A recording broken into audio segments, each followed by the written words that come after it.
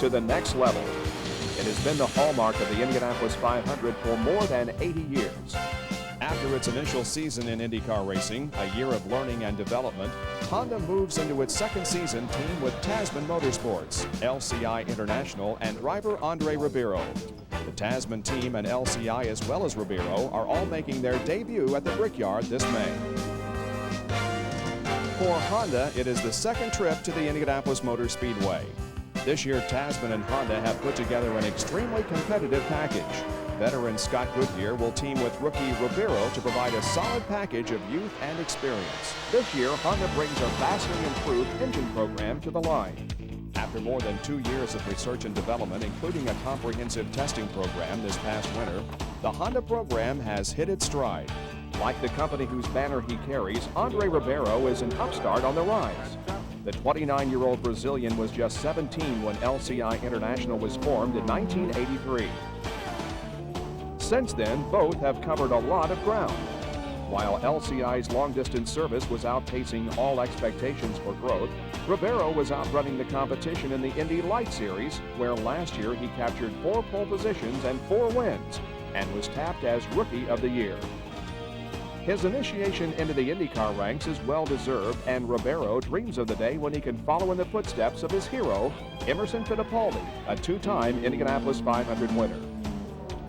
For now, however, Ribeiro is enjoying the wonder and the awe of a race course that is unlike any other in the world. Definitely is a completely different experience. This place has so much history that makes a difference for a driver. Honda is doing a fantastic job putting a competitive engine for this race, not only for this race but for the championship. We are surprising a lot of people. Directing the operations of Tasman Motorsports is veteran car owner Steve Horn, whose racing career spans 20 years. Horn has been associated with 46 race wins, including 2 consecutive PPG IndyCar World Series championships in 1986 and 1987. After 2 championship years in the Indy Light Series, Horn returns this season to his first love, the IndyCar circuit. Well, I'm an IndyCar fan. It took us a couple of years to get Tasman started as an Indy Lights team with the goal of getting back into IndyCars. I love IndyCar racing, and really Honda have done a tremendous job, I think, this year. The engine is very powerful now. I think that's been proven by some of Andre's qualifying results this year. It's very reliable, and I think really it's for the team to keep up with Honda, not the other way around. It's been a great pleasure for us as a team, and we've learned a lot, and I think Honda have got a great future in IndyCar racing. Horn lives by one credo: teamwork is the foundation of success. It's a philosophy shared by the team's engine manufacturer, Honda, and by its major sponsor, LCI. Horn sees it as one of the key reasons that the newly formed partnership is working so well. Well, I think it's very, very simple. From the team's point of view, a company like LCI, who is our major sponsor, without them we just flat wouldn't be here. LCI are new, they're a great long-distance carrier, and I think we've been able to show through IndyCar racing that there are substantial benefits to them as well by being involved as a sponsor. After getting his feet wet at the season opener in Miami, Ribeiro and his Honda-powered Reynard continued to develop, all in preparation for that one day in May when the Tasman colors would fly in full force. There have been notable and steady achievements as Ribeiro and Tasman have progressed with the LCI Honda program through the season's first 5 races. At Phoenix, Ribeiro was the only driver to exceed 200 miles an hour on the straightaway speed trap in all 3 practice sessions, demonstrating that the Honda engine has the horsepower. When the series moved to the 1-mile oval at Nazareth, Pennsylvania in the final round before the pilgrimage to Indy, Ribeiro qualified 6th fastest, and at one point in the race, he was 2nd before coming home 11th at the end. Meanwhile, Scott Goodyear comes to Indy with a mission. He has come closer to triumph at Indianapolis than any driver in history without making a trip to victory lane. In 1992, he chased Al Unser Jr. to the wire, falling short by just 43 thousandths of a second in the closest ever 500 finish. He has proven himself a winner, capturing 2 of the last 3 500-milers at Michigan. In one day of testing at the Brickyard, he quickly reached the 225-mile-an-hour bracket. At USAC's rookie orientation program before the track opened officially for practice, Honda unveiled its new aluminum engine, another step in the continued development of the Honda Indy V8 power plant. And Ribeiro breezed through the first 4 phases of his driver's test on the first day. It was on to the month of May and the last steps toward a dream. Opening day, it's the start of a long month that becomes shorter as it crescendos toward the biggest sporting event in the world.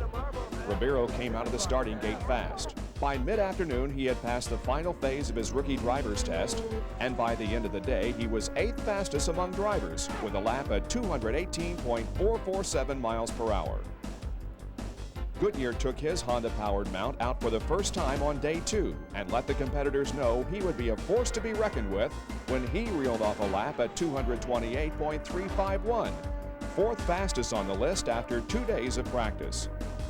As the week wound down, Arie Luyendyk and Scott Brayton topped the speed charts.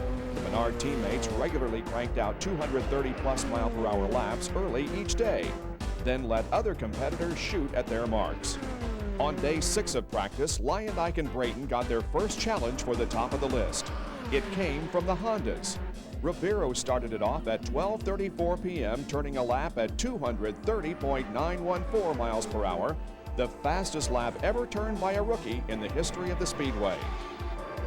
17 minutes later, Ribeiro ran a lap at 231.523 in his backup mount, marking the first time ever a driver had cracked the 230-mile-per-hour barrier in 2 cars on the same day at the Speedway. Pole day awaited, and the Hondas were ready for the challenge. As morning arrived for the first day of time trials, rain descended upon the Speedway and delayed the final practice before pole competition would begin. As drivers and crews waited out the weather, strategy sessions took place all over Gasoline Alley. If pole qualifying wound up being extended to Sunday, what would the weather be then? How would the showers affect setups for the racetrack? And how would the qualifying draw play a part in the conditions? Finally, the practice session started and bad luck hit Ribeiro. Just 4 minutes into the session, he slammed the wall in the middle of the North Short Chute in his backup car. Ribeiro had bumps and bruises but was otherwise in good shape and cleared to drive. When qualifying began, it was a fast and furious hour.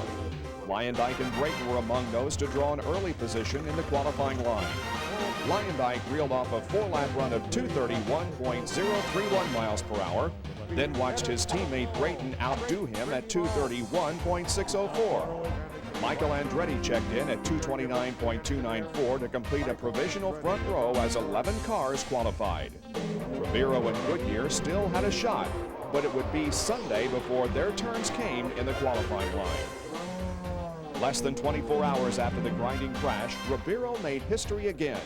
His smooth run to an average of 226.495 miles per hour in the LCI Honda made him the fastest rookie qualifier in track history. Yes, we're quite pleased. It's a year and a half of hard work, but we're here. It was very good. The team made an incredible job preparing this car, as good or probably better than the other one. So I'm delighted. It's great. Goodyear's turn came late in the order, one of the last drivers with a chance to unseat those on the front row. As he pulled away, all eyes were on him. Scott Goodyear leaves the line.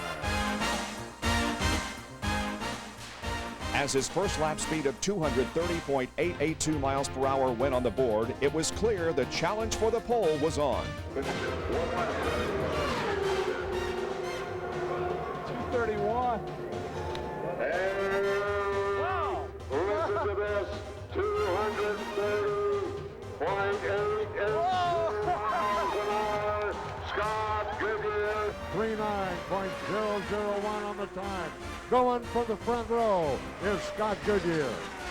The 4-lap run was one of the month's smoothest. Goodyear's laps were 38 thousandths of a second apart. His average of 230.759 bumped Michael Andretti off the front row and put Scott Goodyear alongside Luyendyk and Brayton. A great moment. This is it's so special to us. There's so many people at Honda. It's worked so hard for so long. I want to thank all the guys back in Japan and at Honda Performance in California. It's really a thrill. It was the fastest ever qualification run for a Canadian driver, a Honda engine, and Firestone tires. On race day, only the pace car would be in front of Scott Goodyear. and no other rookie would start ahead of Andre Ribeiro.